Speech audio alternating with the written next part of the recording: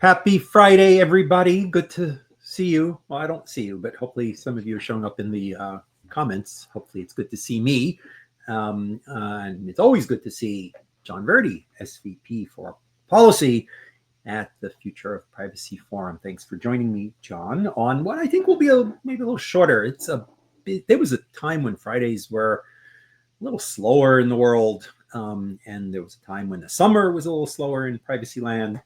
I think there's like a week in August where everybody seems to be on vacation. But other than that, it is never slow anymore in the world of AI, tech policy, privacy. There's drama from international geostrategic things to the president to enforcement to media, and people who work in this space get no rest. We give our staff a little bit of rest. Today is actually officially an FPF day off. We try to give people a little bit of downtime to, catch up and breathe. But the bosses don't get any breathing. And so John and I are busy, and we're here with you today. And but we won't go too long. We promoted that we're going to talk a bit about the whole Apple encryption situation, and we will. But first, let's touch base on a couple of things. First of all, those of you who are in the DC area or who want to come in, this week we have our annual privacy papers for policymakers. We know you're busy. You don't have time to read 90-page law review articles.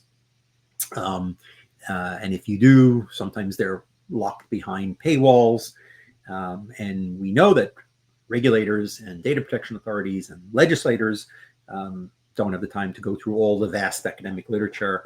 And some of it isn't useful. It's theoretical. It's interesting, but it may not be tactically relevant to the day-to-day pressing immediate issues. But some of that work is incredibly compelling, is really important, proposes solutions, proposes challenges.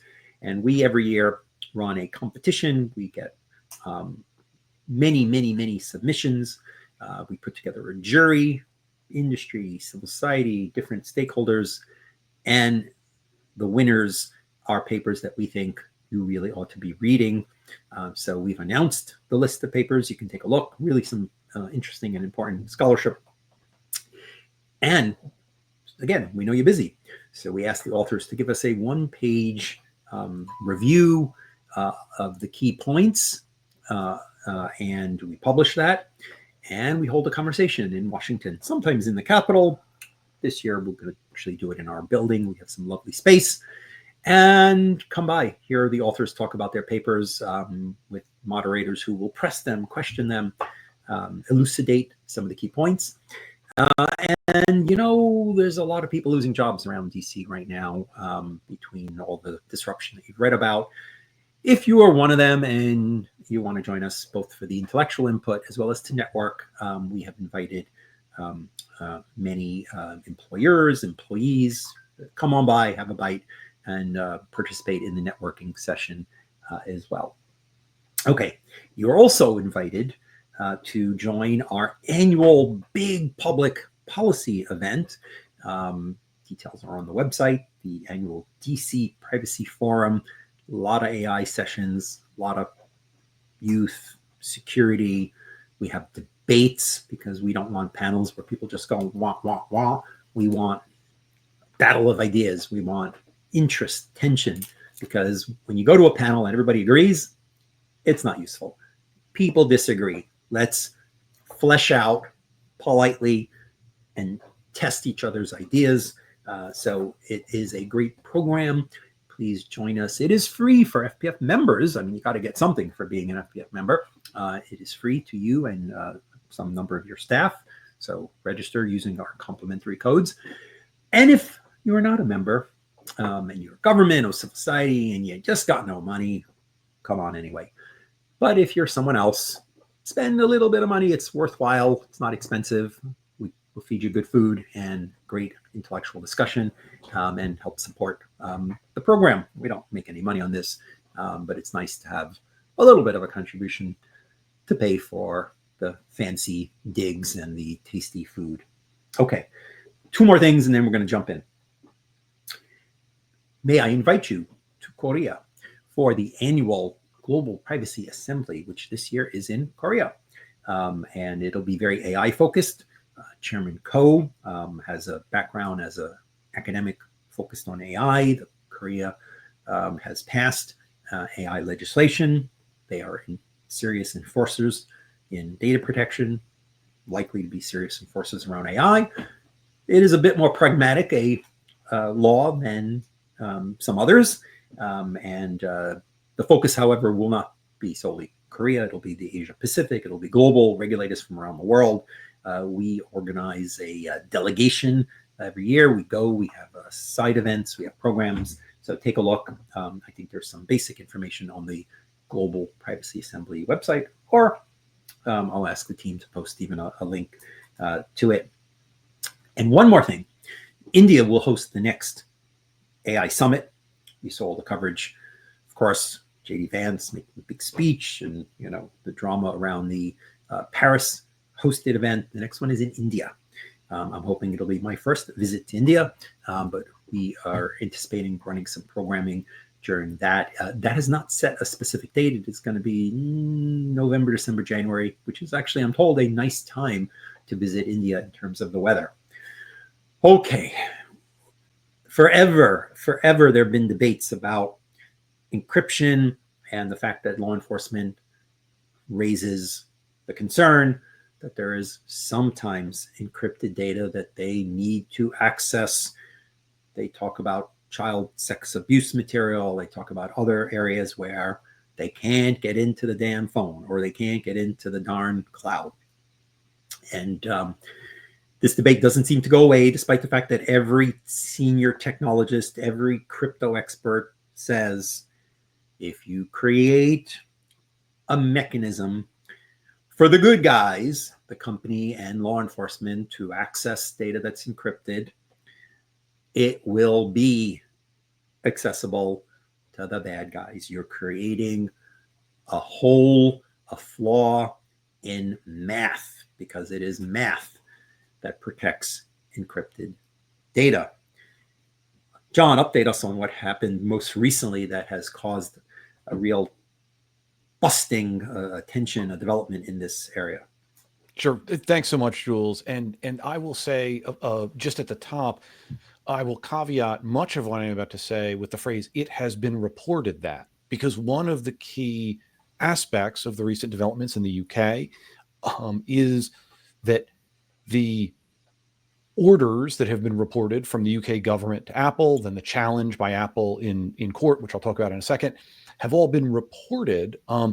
But the underlying legal authority under which the UK is proceeding in this matter permits the government to suppress the mention of the underlying proceedings, right? So it is not a circumstance where there are public court hearings about these matters. We are going off public reports. I will note, however, that these are reliable and credible public reports, and that all the reporting on what I'm about to say has been consistent. So it has been reported that, as a main caveat to everything we're going to talk about here. First, a few weeks ago, we learned that the UK government issued an order to Apple attempting to force the company to build a backdoor or otherwise undermine the advanced protection that Apple provides for its iCloud backups. When you or I upload our images, our communications, our health data, all sorts of information that we might upload into the Apple Cloud, we have the option of selecting Apple's most secure method of storing that. It's called advanced data protection, and it employs encryption to ensure that that information cannot be viewed by Apple, cannot be viewed by anyone who breaches Apple systems, that it only can be viewed by the user who generated the data. And that's very important. In reaction to that order from the UK government, Apple has pulled their advanced data protection, their most secure cloud storage method, from the UK. And UK residents no longer have access to that advanced storage method. And Jules, why would Apple do something like that? Right? A company that has been dedicated to security and privacy for a very long time. They did that because they viewed any backdoor in response to this UK order as undermining the security for billions of people worldwide. because it would necessarily impact others in the system. After they pulled this product out of the UK, we have heard that the UK government remains dissatisfied with Apple's response and is pressing the company to nonetheless undermine encryption for others around the world, because the UK government says we might want to access data outside of the United Kingdom under our investigatory powers. Apple has filed legal proceedings. They're now pushing back against this. And other companies have stepped up. Signal and other companies have stepped up and said, we will withdraw from the UK as well if we were to receive a similar order. Much of the proceedings have been cloaked in secrecy. This is what we know right now. And this is a sort of burgeoning debate and conversation, as you say, a longstanding one, but it is bubbling back up, not just in the United Kingdom, also in Sweden, which is considering a similar measure related to communications and other sorts of encrypted technologies.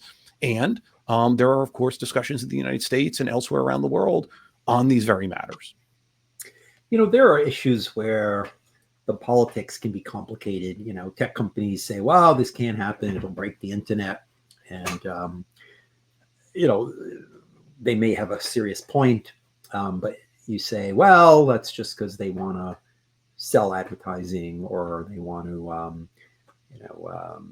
make money. And so this is in their interest to ally with this point of view, but there are other point of views. And this is really, I think, quite different. I mean, the easy thing for Apple to do is say, well, okay, look, law enforcement shows up, they want the data. That's really up to them to have laws or legal process. And we can't guarantee you privacy from law enforcement. I mean, that's not up to us to determine the trade-off. And you can debate that. You kind of don't want companies bowing to the most authoritarian governments and offering services that really put people at risk. But at least you understand that there is a set of politics there. I mean, this is just one that I think is super troubling, and where Apple and other companies, are I think standing up for a concept here that's much broader than their particular, business interest. I mean, credible technologists and leading experts are making the point over and over.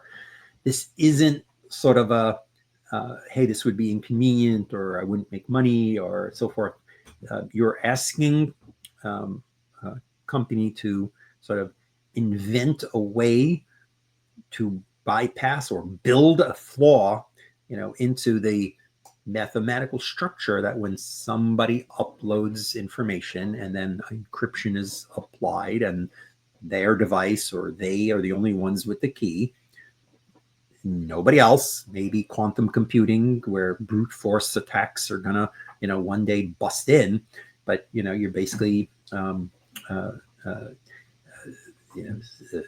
leveraging science and asking someone to invent a magic way to get in, or to build intentionally, a method that creates an alternative path in, undermines that security for users. So we put together just recently, and maybe our comms team can post a link to it.